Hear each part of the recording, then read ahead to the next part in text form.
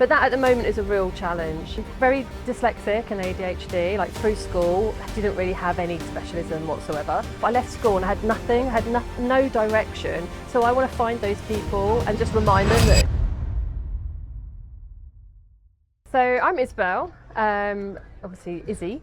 So basically I'm a producer. So I've always worked in TV traditionally, like broadcast. And what that actually means is sometimes I might get approached by a channel to make a program for them, or sometimes I'm approached by an individual that's really creative but has this idea and doesn't know how to make it. So I will then sit with them, unpick it, turn it into a schedule, budget, an idea, and then we'll go and pitch and we'll get the money and then we'll make it. So it's very broad spectrum of producer. How did you get into this industry? I got into it accidentally. So I was like really creative. I'm very dyslexic and ADHD, like through school, didn't really have any specialism whatsoever, but knew I was creative. And we were decorating a production company and they had edit suites and they had all this like film equipment, and I was just a real pain in the ass kid going, what's this, until they employed me. So basically that was it. And it was an incredible job as well. It was for the Sultan of Brunei. So I ended up doing the most insane productions as my very first job, but that was in Essex. So at some point I was like, I need to do more with this, and I moved to London, and then it really kicked off. I was a runner on all sorts of jobs, but it just really kicked off from there. Awesome. So what's the business called? So it's called Working Legends. Working Legends, okay. Yeah. And it's just yourself? It's just myself, yeah. So the point is, I don't want to take from other established companies already out there. I don't need to. I really want to diversify who I use. Because sometimes I'll do a production, which I've just finished, was with Ewan McGregor. So we were just doing a Long Way Home for Apple TV. The people I need for that need to know about motorbikes, logistics, travel. They're not the same people that would know drama. So every time I work on a production, it's a new team. So that's awesome. But now on my own company, I'm sort of doing the sort of strat comms, kind of like AI, social media world. So there's people already doing it. So I can bring a job in and hire people that are already a production company, but I'll still be the overall producer of the content. What are some of the biggest challenges that you're facing currently? So I'm getting approached by a lot of people worried about AI in the future, and it's a real concern. So I've nailed it with my niche. I'm production. You can bring anything to me and I can produce it into a great piece of content. But I've got people leaving college that are worried about the future of AI. I've got people that are in their adult working life worried about having to transition into something new. So I'm this middle ground now where this is why I'm here. I'm trying to explore. I found this middle area. Is it an app that needs to be created? Is it a community? I don't know. So my challenge at the moment is all of my network is vast. I'm speaking to all of them to aggregate what the issue is and then try and respond. It might be an app that like supports youngsters all the way through their career. Or it might just be a way of like tuning in to what training opportunities are available to someone that's already working. But that at the moment is a real challenge. I'm really excited with AI.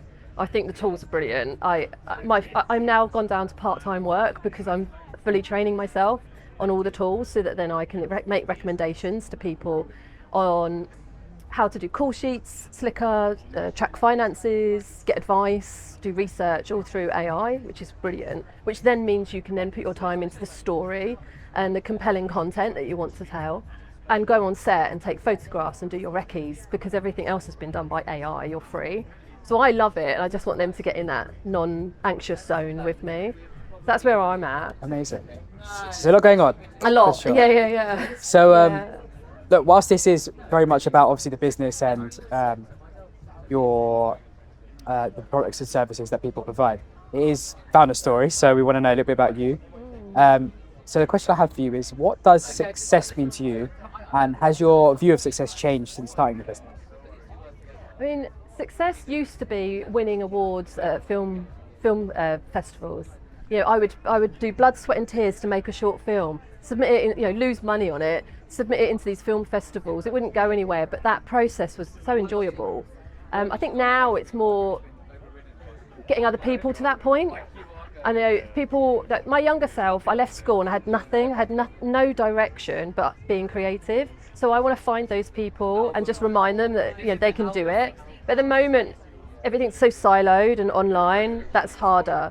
So at the moment, success would be finding my younger self and helping them thrive in a creative industry. It's really that basic. And there's all these people already doing parts of that, but it just needs to be pulled together. But my own success, I always just want to get more money.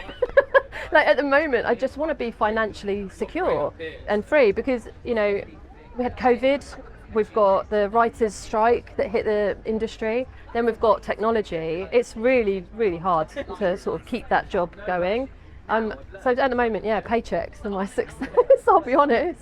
That's perfectly fine. Everyone's definition of success varies. And that's yeah, it's the all two right. things. It's helping youngsters get into telly or some sort of content, but also, yeah, just keep the bills paid. Yeah, of course. It also depends where you're at in your life, depending on what your vision of success is. Like there was a time for me, it was like, I just need to pay the bills. I need the money. Yeah. And then it was like, I want more time with my child now, so yeah, exactly. I want to buy myself time. Yeah. So no, that's completely okay. Okay, so being in the creative space, like what does creativity mean to you? What does it give you? So luckily I'm dyslexic and ADHD, which means I'm just an ideas generator. So I love the fact that like I can sit here now and I can think of film content or like, you know, animation, and like my head's going like these people are talking over there and I wish I could hand slightly. Like, so creativity to me is scooping up everything and turning it into some sort of compelling content. But also I'm a numbers person randomly. So I can hold on to a £13 million budget and I know how to spend that to get the most on camera. So for me, that's really creative. Some people will go, oh, it's like accounts, but it's not. I break it down into, I can employ all these people and give them an opportunity. You know, we can use that guy to do the animation and he's awesome. And then if we spend less on the talent hotels, which they won't mind, we can then have more days with the talent to go and do all these cool shoots. So I find that really creative. I feel like in my head, it's a bit Matrix, like with all these numbers. Yeah. Which as a dyslexic you wouldn't think you'd be, but yeah, it's a really, really creative job. Amazing. Yeah. That makes sense. Okay, and if I was to, okay, I've got a magic microphone, and this microphone, whenever you speak into it, it reaches the whole of society. Yeah, nice. What is Isobel's message? It's really basic. It's just be kind. You know, be kind and aware. You know, someone might be walking around here on their own today and find that quite anxious, sort of inducing. I think give people the time of day, be smiley, be nice, hear people's story, you don't know where they've come from, and just be kind and generous with your time. And would the young girl you once were be proud of the woman you've become today? I think she'll be laughing at me right now. She'll be taking the mick. She'll probably be like, why did you not pursue more drama stuff, because that was definitely where I was at when I was younger. But no, I think she'd, yeah, maybe proud. I don't think she's that kind of girl, to be honest. I think she'd just be making fun and just being like, yeah, that's fun. What you're doing is cool. Oh, awesome. Yeah. Cool. Yeah. So tell me about Youth Legends. Yeah, What's that so about? Working Legends is the production company. I have room to bring youth in and give them opportunity. I need funding for that. So I've set up Legend Makers, which is going to be a TikTok platform, which has been going to be completely youth-led. So at the moment I've got 3 youngsters that are 14, 15 years old. I'm going to coach them into doing their own content. They're going to put movies, animation, use all the new technology like Showrunner, do these really cool animations and stuff, and they're going to put it out onto their TikTok to be able to run their own production company. And at every step of the way, it's going to have mentoring. But I have a huge network of people that can come in and do makeup tutorials or accounting or direction.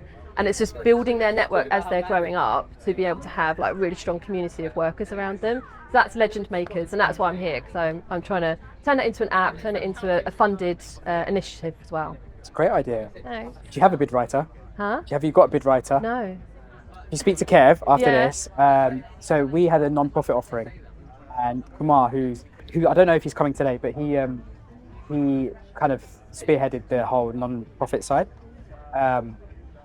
And so he's someone probably worth talking to. He might be able to that help would be you. great. Yeah, Yeah? because I've worked with like Idris, Elba, Ewan, McGregor, like Danny Dyer, Russ Kemp, loads of really cool names, and all of them support this idea. Yeah. You know, they're not endorsing it, but like they support the idea. So I know that it's welcomed. Yeah. You've just got to get that next step That's now. it. You need the funding. Yeah. It's always money. It's the money. It's always money. Yeah. Isabel, thank you so much. It's Thanks lovely so to speak much. to you. Cheers. Thank you. Thank you.